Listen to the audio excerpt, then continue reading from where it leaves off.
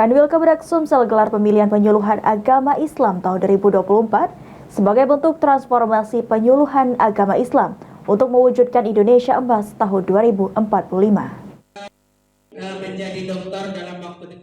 Kanwil Kemenak Provinsi Sumsel menggelar pemilihan penyuluh agama Islam 2024 atau PAI Award sebagai bentuk dukungan transformasi penyuluhan agama Islam untuk mewujudkan Indonesia Emas 2024. Kegiatan ini sendiri digelar selama 3 hari dan diikuti oleh seluruh penyuluh agama Islam dari 17 kabupaten dan kota yang ada di Sumatera Selatan.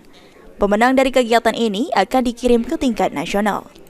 Kabid Penais dan Zawa Kanwil Kemenak Sumsel, Evi Zurfiana mengatakan, tujuan dari kegiatan ini untuk mendapat 8 orang kategori terbaik yang akan dikirimkan untuk mengikuti pemilihan penyuluhan agama Islam tingkat nasional pada bulan Juli mendatang. Pemilihan penyuluh agama Islam Award 2024 tingkat Provinsi Sumsel. Baik Bu, dari tujuan dari dilaksanakannya ini apa Bu?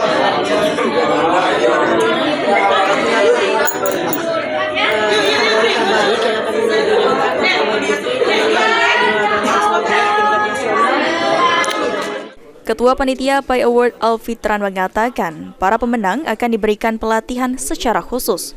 Namun sebelum itu akan dilakukan pendaftaran secara online di pusat dan juga akan dilakukan seleksi administrasi di pusat untuk memutuskan siapa yang akan mengikuti PAI Award untuk tingkat nasional.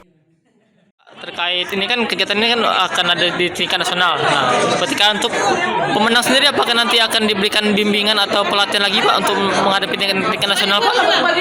Jelas bahwa yang pemenang dari PAI Award ini akan memberikan pelatihan secara khusus ya, dengan waktu tidak banyak. Namun sebelum itu nanti akan didaftarkan secara online ke pusat dan nanti diseleksi dahulu, seleksi administrasi.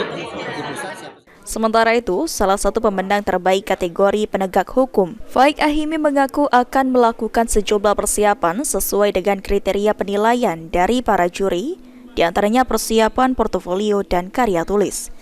1, 2, 3.